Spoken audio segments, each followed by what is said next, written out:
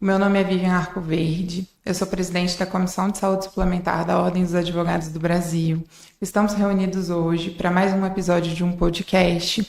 Vamos falar sobre isenção de impostos para os planos de assistência à saúde sob a modalidade de autogestão. Convidei o Dr. Wellington Luiz Paulo, advogado e mestre em Direito, consultor da Unidas Nacional, que atuou no PLP 68 de 2024, ativamente na reforma tributária, para nos trazer vários desafios encontrados, para comentar sobre a isenção dos impostos, porque foi o IBS que a gente deixou de pagar atualmente. Como que foi? Me conta. Bom, primeiramente eu agradeço o honroso convite aqui, em especial a doutora Vivian Arcoverde, presidente da Comissão de Saúde Suplementar da OAB da Seccional do Distrito Federal. É realmente uma satisfação, um privilégio poder contribuir e debater um tema que é um tema ainda, eu diria, pouco abordado pela doutrina e até mesmo pela jurisprudência. A questão da reforma tributária ela já vem sendo debatida há alguns anos e no ano passado, com a promulgação da Emenda Constitucional 132 de 2023, então houve aí essa alteração no sistema tributário nacional, o qual pretende, na verdade, extinguiu 5 tributos, são eles o ISS, o ICMS, IPI, PIS e a COFINS, e criou outros 3 tributos que foram então o IBS, a CBS e o IS, que é o Imposto Seletivo. E quando nós costumamos tratar de operadoras de planos de assistência à saúde, muitas vezes algumas pessoas até confundem achando que é um setor único, exclusivo, ou das operadoras de planos de assistência à saúde, mas na prática não é isso que ocorre, e principalmente em matéria tributária. Por quê? Porque dentro desse segmento da saúde suplementar nós temos algumas divisões, são elas as autogestões em saúde, que é o setor que nós estamos aqui debatendo, são normalmente entidades que não possuem finalidade lucrativa, constituídas sobre o formato organizacional de associação, fundação, tem até sindicato também sob esse escopo. Existem as medicinas de grupo, que são aquelas operadoras de planos de assistência à saúde que possuem finalidade lucrativa. Existe também as cooperativas, no caso as Unimedes, o setor de filantropia, que é um setor também que não almeja finalidade lucrativa, além das administradoras de benefícios e das seguradoras, seguro-saúde. Então, notem a grande peculiaridade que há no setor de saúde suplementar como um todo. E eu acredito que as colegas até acabem também vislumbrando discussões normativas envolvendo muitas vezes outras áreas do direito, que não apenas a tributária, mas que são tratadas de uma forma, por exemplo, para a autogestão e de uma forma distinta para a medicina de grupo ou para as cooperativas, seguro-saúde. Eu acredito que isso também ocorra em outras áreas do direito. Quem sabe até a doutora possa complementar daqui a pouco essa primeira observação. Mas, dentro dessa matéria, que é a matéria que nós nos debruçamos já há algum tempo, que é o direito tributário, mais especificamente para as autogestões em saúde, esse formato, que é um formato de ausência de finalidade lucrativa, acaba colocando esse setor num patamar muito distinto perante as demais modalidades. E isso, na verdade, vem já de longa data, principalmente por algumas regras isentivas que o legislador já no passado atribuiu a essa modalidade. Tá? Então, essas principais regras isentivas, elas vão ao encontro de alguns princípios constitucionais, que eu vou tratá-los aqui já na sequência. Tá? Mas eu gostaria apenas, antes de seguir aqui na minha linha de raciocínio, de repente, até para conversar com as colegas aqui, se em outras áreas do direito, que nós estamos aqui tratando do direito tributário, mas eu acredito que em outras demandas também devam surgir essas distinções, quais sejam relativamente a cada modalidade. Isso ocorre ou não ocorre, doutora? Olha, doutor, a gente está trabalhando no nicho específico de saúde suplementar. Por exemplo, certo. Eu sou advogada da GEAP, Autogestão em Saúde. Então, dentro disso, o que a gente mais verifica é que os impostos, eles são do social, que era exatamente o que a gente estava verificando, que, por exemplo, o Confins, ele foi isento, né? Justamente pela finalidade de fundação. Então, a gente pegou a questão do social para poder isentar as modalidades de impostos. Mas hoje, especificamente, eu vou te dizer uma coisa. O doutor é o especialista em tributário da área e eu vou te deixar falar sobre isso. Então, eu gostaria de saber, por exemplo, como que foi a atuação para a gente conseguir alterar o projeto de lei, que na verdade que é o nosso principal foco aqui hoje, porque eu achei que quando ele veio, a gente não tinha essa proposta dentro da reforma tributária. As autogestões, elas iam continuar sendo taxadas. E entender como que a gente poderia tratar o assunto, né? E estudar e apresentar, entender como que a gente poderia tratar o assunto, né? E estudar e apresentar. Corre hoje o tratamento tributário para todas as operadoras de planos de assistência à saúde, na medida em que cada modalidade já tem um tratamento específico hoje, que a coloca num patamar distinto. Então, relativamente ao PLP número 68 de 2024, em razão dessa modificação no sistema tributário, hoje, por exemplo, ainda falando um pouquinho desse setor, desse cotejo histórico anterior ao projeto de reforma tributária, a emenda constitucional, então, as autogestões elas já possuíam isenção de alguns tributos, e aqui eu posso elencá-los. Por exemplo, a autogestão ela já possui isenção da COFINS, tá? Ela já possui também a isenção do imposto de renda de pessoa jurídica e da contribuição social sobre o lucro líquido. Então, as autogestões já possuem também a isenção do ISS lá no município de Porto Alegre.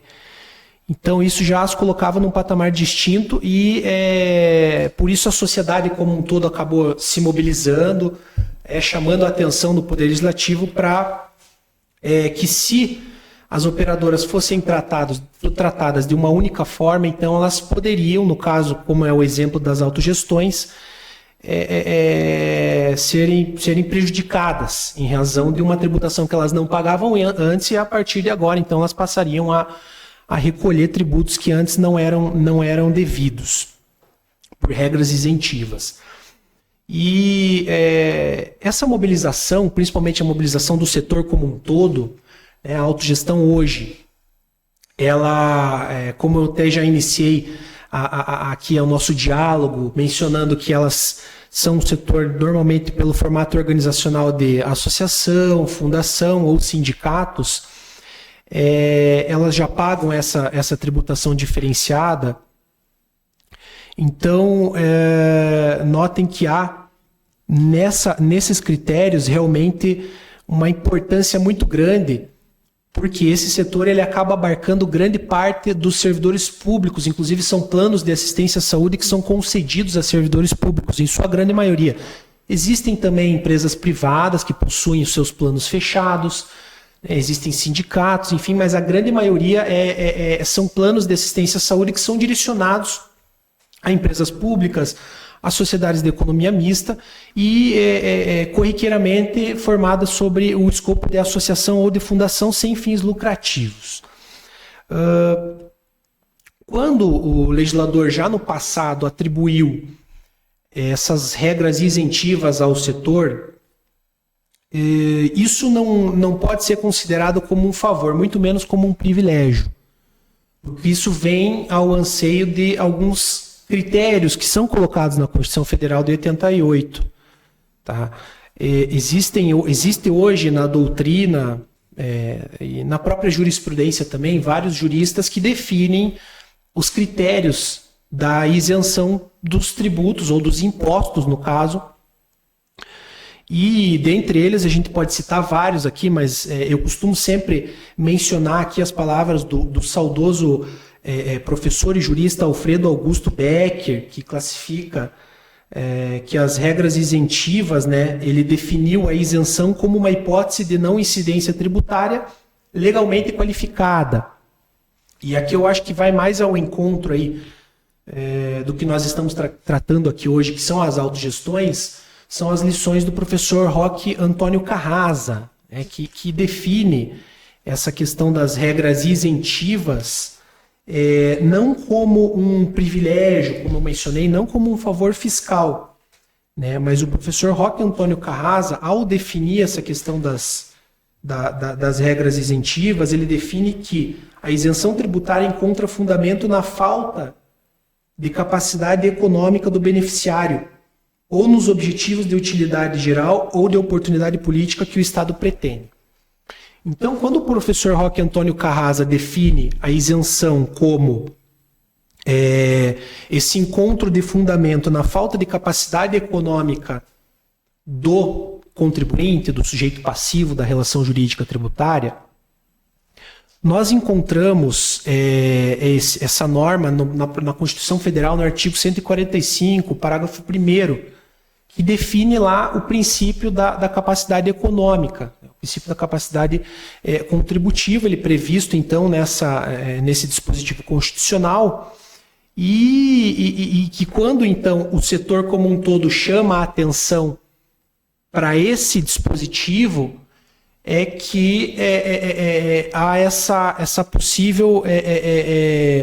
esse possível tratamento que aqui, como nós ressaltamos, não é nem um privilégio, nem um favor fiscal, mas sim algo que vai ao encontro da própria Constituição. Quer dizer, a Constituição Federal já define no parágrafo 1º do artigo 145 que o princípio da capacidade contributiva ele deve ser seguido.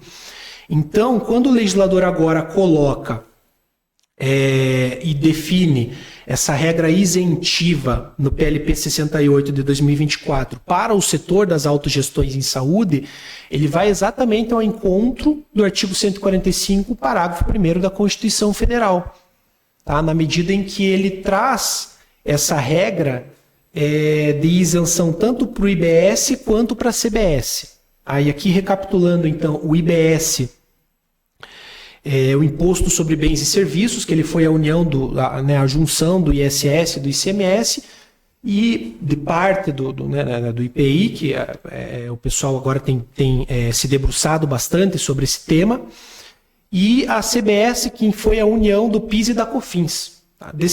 Só se a gente parar para analisar desses 4 tributos, existe mais o IPI, que também entrou na reforma tributária, mas desses 4 que nós estamos tratando aqui, que foi a junção ICMS e ISS, que criou-se então o IBS, e o PIS e a COFINS, e agora criou-se, né, a CBS, de todos esses tributos aqui, as autogestões pagavam apenas 1% a título de PIS sobre uma base distinta, que é a folha de salários.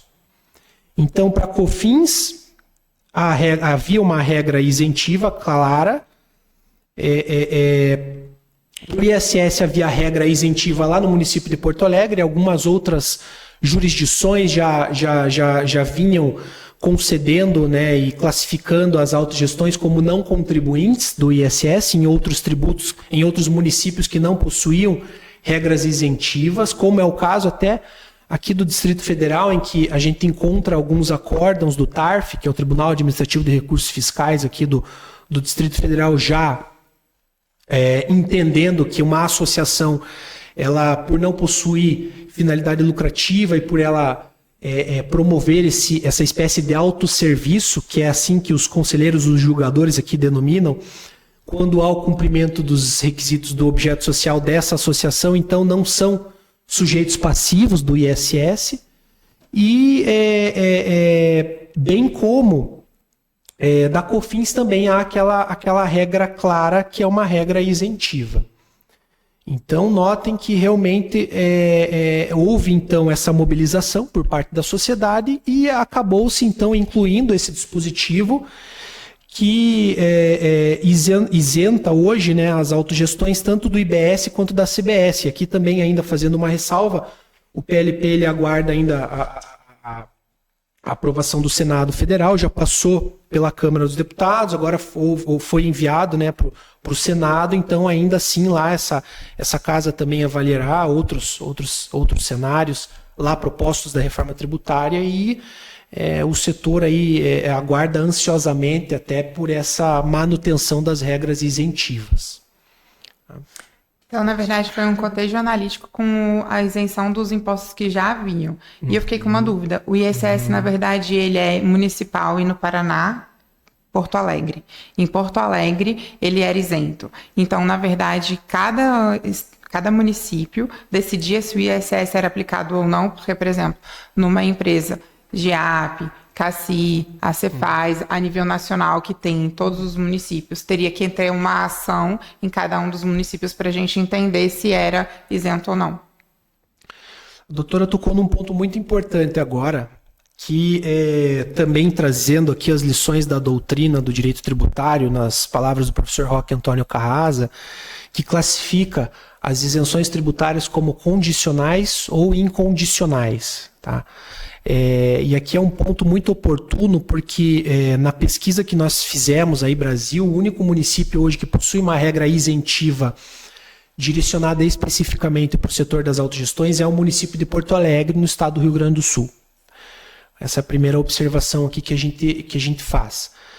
Outros municípios entendem como, se nós fizermos uma busca avançada na jurisprudência, e aqui eu digo tanto a jurisprudência judicial quanto as jurisprudências administrativas proferidas por meio dos conselhos de contribuintes municipais, que são órgãos paritários, nós encontramos decisões que vão ao encontro da hipótese de não incidência, ou seja, entendendo que a operadora de autogestão não deve recolher o ISS porque ela não está submetida àquela regra, na medida em que ela não compõe todos os critérios lá da regra matriz de incidência tributária. E nós também encontramos outras decisões, inclusive judiciais, que já entenderam que algumas autogestões, a depender do seu formato, possuem imunidade tributária. Tá? Claro que esse é um ponto muito assim, específico. A gente diz que dentro das autogestões existe um universo também próprio. Porque eu tenho, por exemplo, uma fundação que é enquadrada como uma autogestão, eu tenho uma associação privada, que é diferente de uma fundação, e muitas vezes existem também as autogestões que são por RH, que os seus próprios RHs acabam ali administrando, enfim, toda aquela carteira de beneficiários. Mas no Brasil inteiro nós temos essa paridade.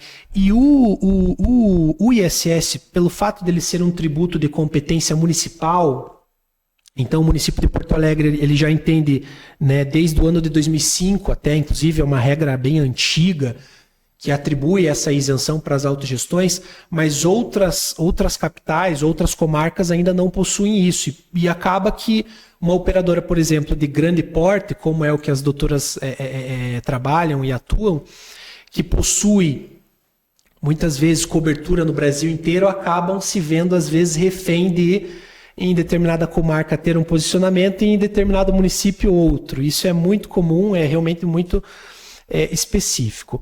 E retomando o que eu disse no início da frase, então, relativamente a essas regras isentivas condicionais ou incondicionais, é que quando eu tenho uma regra tributária de natureza condicional, ela atribui alguma condição para que eu possa usufruir dessa regra isentiva, para que eu não precise, para que eu, por exemplo, fique sem recolher determinado tributo, eu tenho que agir de determinada forma, determinada conduta. Tá? Então, por exemplo, no caso do ISS, apenas as autogestões localizadas lá no município de Porto Alegre que possuem essa condição de isenção, ou seja, é uma condicionante territorial que só se aplica ao município de Porto Alegre, não se aplica às demais, né? E as regras incondicionais são aquelas regras que não atribuem quaisquer condições para que eu possa usufruir dessa, eu diria, dessa espécie de benesse, né? Dessa regra. Então é basicamente isso. Realmente nós temos hoje um arcabouço, mais de 5.570 municípios aqui no Brasil, e cada qual possui muitas vezes uma regra específica de ISS, e acaba que há uma grande dificuldade em você movimentar uma operadora, por exemplo, que tenha atuação no território nacional. Isso é muito comum, realmente. Nós esperamos agora, quem sabe, aí, que com esse novo arcabouço tributário decorrente da reforma, isso principalmente em relação a essas regras municipais, essas regras de competência, que isso acabe pelo menos não... para que os contribuintes não percam noites de sono em relação a isso, que muitas vezes é o que ocorre hoje, né? Há um arcabouço por trás de todas essas regras que não apenas movimentam o recolhimento de tributos, mas o próprio movimento de gestão desses tributos. Então, existem empresas hoje que precisam ter lá departamentos enormes para poder controlar esse recolhimento, para poder verificar qual é a obrigação acessória que eu devo ter aqui, qual é a guia que eu preciso emitir para recolher esse tributo. Isso tudo acaba elevando um custo, que é um custo muitas vezes não tributário direto, mas é um custo tributário indireto, que interfere muito na operação das empresas como um todo e nas autogestões que possuem essa atuação em território nacional. Eu estou também aqui com a doutora Rafaela Martins Ferreira, minha vice-presidente da Comissão de Saúde Suplementar. Vou te passar a palavra agora para fazer. Perfeito. Muito obrigada, doutor Wellington, pela sua participação.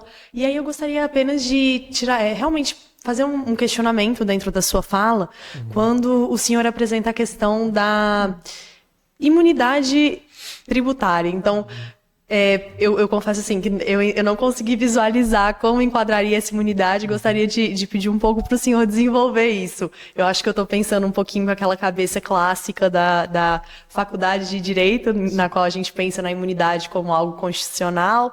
E aí eu gostaria de pedir para o senhor desenvolver, talvez, para a gente poder compartilhar um pouco esse entendimento sobre a imunidade. Certo. Essa questão da imunidade, ela traz debates assim enormes na jurisprudência, principalmente, porque eu até particularmente, eu defendo que o critério mais adequado, quando não há regra isentiva, como é o caso do município de Porto Alegre, para uma eventual defesa, seja ela em âmbito administrativo ou judicial, seria a não incidência. E aqui nós distinguimos, é importante sempre a gente distinguir, né, que imunidade tributária é diferente de isenção, que é diferente de não incidência. Tá? Então, quando não há um município que atribui uma regra isentiva perante o ISS, por exemplo, que é o que nós estamos tratando aqui agora nesse momento, talvez o mais adequado a título de defesa administrativa ou judicial seja a tese da não incidência tributária, na medida em que não há o cumprimento de todos os requisitos específicos da regra matriz de incidência tributária para a autogestão em saúde, ou seja, as autogestões elas não distribuem lucros, elas mantêm as suas escriturações contábeis devidamente auditadas, inclusive por regras da própria ANS, que acaba determinando muitas vezes isso. Elas não remetem valores para fora, mas ao mesmo tempo elas também atendem ao grupo fechado e elas acabam atribuindo ao que determina o seu objeto social. Então são grupos fechados de operadoras de planos de assistência à saúde em que o próprio beneficiário é o dono desse plano de saúde.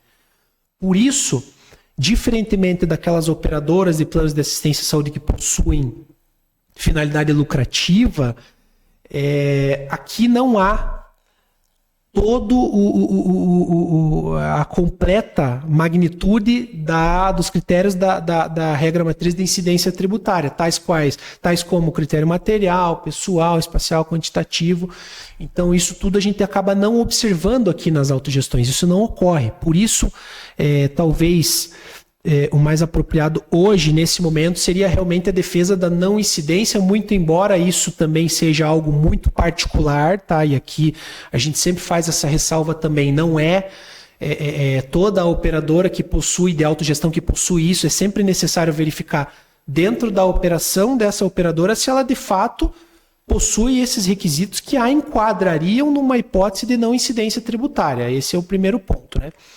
E relativamente à imunidade, doutora, muito embora eu particularmente entenda que o mais apropriado hoje seja eventualmente a defesa da não incidência, mas existe sim algumas autogestões que podem ter esse requisito da imunidade tributária, tais como aquelas enquadradas sob o formato de sindicato. E aí, se eu tenho uma autogestão que ela está dentro de um sindicato, daí os sindicatos possuem regras constitucionais que se aplicam diretamente a eles. Tá? Ou então, na própria jurisprudência, nós encontramos hoje decisões transitadas em julgado.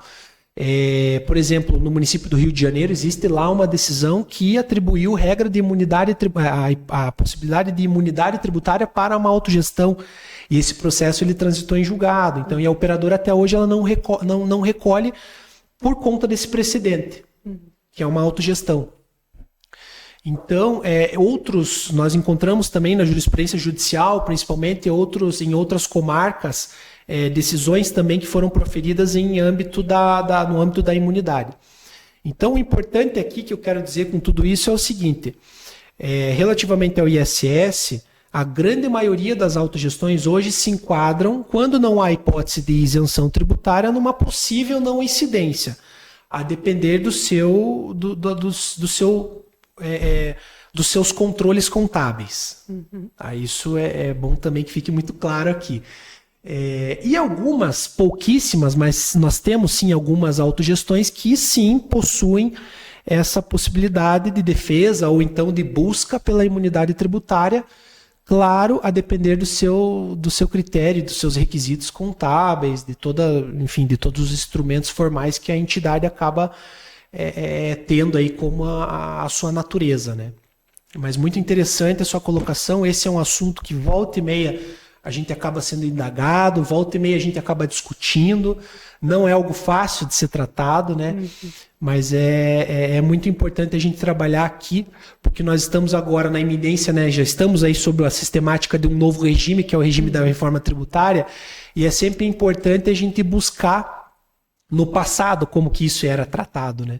Para que a gente hoje veja que não há, pelo menos nesse PLP 68 de 2024, qualquer privilégio, qualquer benesse que venha a ser instaurado perante as autogestões. São regras que elas foram colocadas nesse novo projeto exatamente de acordo com o que a Carta Magna já prevê lá no artigo 145, parágrafo 1º, que é o encontro do princípio da capacidade contributiva, né? A autogestão ela já é diferenciada, né? O cálculo atuarial que ele é realizado é justamente porque o fato dela não visar o lucro, os beneficiários eles são cogestores do plano e os conselhos administrativos e fiscais eles atuam como só o órgão que fiscaliza a vontade dos beneficiários, né? Porque na verdade o cálculo é aquele básico, tanto é que vou usar de exemplo a GEAP, que é o que eu tenho mais conhecimento. Quando a gente faz o cálculo atuarial da sinistralidade, ela é basicamente 97%. O resto é só para a gente se autogerir mesmo da nossa empresa, porque o restante é só a sinistralidade. Então, não visa mesmo lucro, não tenho que discutir, e os beneficiários são os fiscais do plano de saúde. É a questão da guia que ele assina, é o plano que ele usa, é o médico que ele vai. É um plano de saúde de baixo valor, porque se você for visualizar e comparar com os de mercado aberto, não tem como você comparar a mensalidade de um plano de saúde de autogestão com um de mercado aberto. É totalmente diferente, assim. E era exatamente o que você estava falando na sua fala também, que a GEAP, a Cefaz, tem um convênio com a União que disponibiliza para todos os servidores públicos federais aderirem ao plano de saúde e está ali com um valor de menor custo, né? Então, assim, essa questão da isenção do imposto não é uma benesse, é um direito que já era adquirido e ele só foi reforçado, né? Então, é importante que esse trabalho, parabéns, obrigado, né? Porque foi, assim, muito importante que ele tenha sido reforçado e que ele venha escrito na reforma tributária, né? Foi, assim... Eu acompanhei o seu trabalho na comissão jurídica, quando foi anunciado, eu vi o tanto que foi comemorado, porque foi uma vitória mesmo para todos, né? Eu tenho uma outra dúvida, que era se você acredita que a isenção causará alguma disparidade no setor de plano de saúde, no nosso setor de saúde, de assistência à saúde, considerando que o regime especial de tributação previsto vai vir com uma redução de 60% para o setor e aumento para o geral de 27%. Certo. Assim, algo que tem que ficar, principalmente as operadoras como um todo, é algo que nós costumamos sempre mencionar relativamente ao custo que certamente será repassado para essas operadoras de autogestão, seja um custo eventual com medicamento, seja um custo com, enfim, insumos que são utilizados pelos hospitais. Então isso é algo que tem que ser muito bem observado por cada operadora.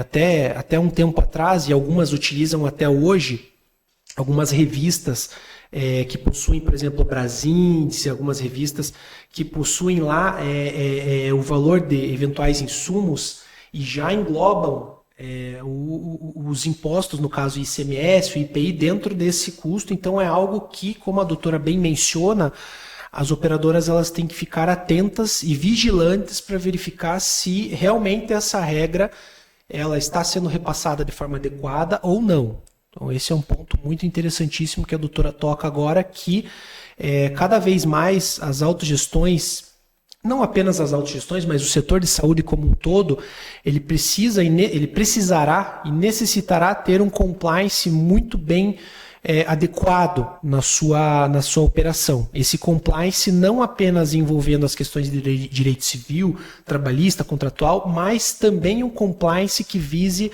analisar as novas regras decorrentes e provenientes da reforma tributária. Então é um regime que ele ainda vai passar por um período de transição, não vai ser colocado assim do dia para a noite. Então, por isso é importantíssimo as operadoras como um todo se manterem vigilantes em relação a eventual aumento de custo indireto. Porque muito embora tenha uma possível regra isentiva, ainda assim é necessário esse controle por meio de compliance tributário. Perfeito.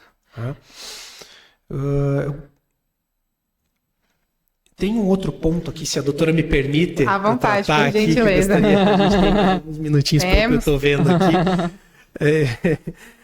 Que a gente também gosta de comentar e aproveitar aqui o momento, porque é um setor que ele não é tão abordado assim pela doutrina e não é tão tratado, e a gente, quando tem essa oportunidade, a gente gosta realmente de levar o conhecimento aí para toda a população e principalmente para os beneficiários do plano.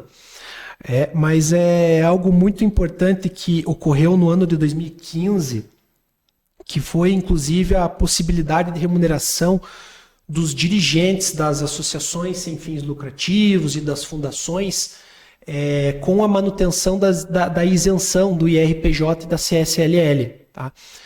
São tributos que não estão sendo tratados nessa reforma que nós falamos há pouco, que é a reforma do PLP 68 de 2024, a emenda constitucional 132, que envolve imposto de renda de pessoa jurídica e contribuição social sobre o lucro líquido. Mas é algo que é uma espécie também, até para levar o conhecimento, né, dos beneficiários aí, das próprias operadoras, é uma regra que ela se classifica como uma regra condicional, ou seja, a operadora ela precisa ter algumas condições para poder usufruir desse benefício de não pagar o IRPJ e a CSLL. Tá? Mas é algo que assim, ele veio, eu diria, até para profissionalizar os departamentos de gestão das operadoras como um todo. Porque as autogestões, como eu já disse, elas são formadas, né, são por formato organizacional de associação ou fundação, e até esse ano, até essa data ali de 2015, não podiam remunerar os seus gestores. E aí, passado o artigo 12 lá da Lei 9532 de 97, ele acabou possibilitando, então, a partir depois dessa data, a remuneração dos dirigentes e dos gestores aí desses planos, com a inclusão lá de um dispositivo no parágrafo 2º do artigo 12, na linha A, possibilitando, então, essa remuneração para que esses gestores e esses planos eles fossem, eu diria, mais profissionalizados, né? Ou seja, tivessem pessoas que realmente lá na gestão se dedicassem de forma exclusiva e que recebessem uma remuneração por conta disso, sem que o plano perdesse a possibilidade de ter essa isenção tanto do IRPJ quanto da CSLL. Então isso foi algo também bem importante que ocorreu, não é objeto da reforma, não foi agora, mas é importante também ser agora tratado, aproveitando que nós estamos aqui nesse momento, que foi um marco muito importante aí para o setor. Excelente, né? É verdade, eu desconheci esse fato, excelente, muito bom mesmo. E você acha que essa isenção vai ser aproveitada de que forma pelas autogestões? O fato de não precisar mais pagar o imposto vai ser remanejado? Como que isso vai ser aproveitado? Relativamente à reforma tributária, colega? Porque vai deixar de pagar o IBS e o CBS, certo? Certo. Foram esses dois impostos que entraram nessa PLP 68, certo? Isso. Você acha que a gente vai aproveitar essa isenção de que forma no mercado? Olha, assim, desse arcabouço da reforma tributária, que foram aqueles 5 tributos, várias autogestões já não recolhiam nada. Então, assim, eu diria que é uma permanência do status quod, ou seja, vai ao encontro do princípio da capacidade constitucional contributiva, né, enfim, previsto lá no artigo 145, parágrafo 1º da Constituição, que possibilita com que as autogestões permaneçam atuando no mercado com os seus beneficiários sendo os próprios donos dos planos de saúde e para que esse setor ele não seja extinto. Porque a grande preocupação da sociedade era exatamente esse, ou seja, se as autogestões fossem colocadas no mesmo patamar daquelas operadoras que possuem finalidade lucrativa, certamente esse custo, que seria um eventual aumento de custo tributário, ele deveria ser repassado para o próprio beneficiário, ou então para as patrocinadoras. Então, isso certamente poderia causar um grande impacto no setor, e eu diria até o fechamento de alguns planos, principalmente aqueles de pequeno porte ou até de médio porte, enfim, que não teriam condições aí de sobreviver no mercado, que é um mercado, eu diria que está em movimento assim, diário. Um dia a gente vivencia uma situação, outro dia outra. Quer dizer, é um mercado que realmente ele está sempre sendo modificado. Então, são praticamente regras mensais, regras diárias, né? Não só regras que advêm da ANS, mas, enfim, de outros players aí que as autogestões acabam sendo submetidas. Por isso, a grande importância da manutenção dessas regras isentivas agora no PLP da reforma tributária foi exatamente para sobrevivência do setor. Acho que esse é o resumo aqui da figura da reforma tributária, sobrevivência do setor. E, doutor Wellington, gostaria de pedir ao senhor que explicasse um pouquinho para a gente, mais ou menos, como que fica a situação desses impostos agora com essa alteração. Então, a gente tinha uma relação de impostos, né, que estava previsto antes e que impactavam o setor de uma determinada forma. Por isso, a gente tinha essa isenção. Com a alteração desses impostos, tem na visão do senhor, alguma grande mudança substancial que impactaria mais ou menos dentro das autogestões e que pode impactar mais ou menos o ramo da saúde suplementar de modo geral? Olha, é necessário sempre a gente analisar a reforma a partir do momento que ela for implementada. A gente tem estimativas de alíquotas que ainda estão sendo debatidas pelo Congresso Nacional. O grande mote aí dessa reforma, eu diria, foi principalmente esse custo, a redução desses custos indiretos, que são custos com os departamentos contábeis e departamentos tributários, eventual redução de obrigações acessórias. Então, eu diria que o dia a dia realmente que vai nos enquadrar nessa possível visão desse impacto. Então, a gente vai precisar verificar realmente no dia a dia e, como eu disse, nos mantermos vigilantes, principalmente em relação a esse compliance tributário dentro das autogestões, ou seja, para verificar se eu tenho um eventual aumento, um repasse de custo, seja por meio da minha rede de prestadores, seja por meio de rede de hospitais que estão repassando eventual custo com medicamento, enfim, se isso tudo está de acordo com as novas regras ou não. Então, isso tudo é o que a gente vai ter que medir no dia a dia. E a lição de casa, eu diria, para cada autogestão seria exatamente esse controle desse compliance tributário.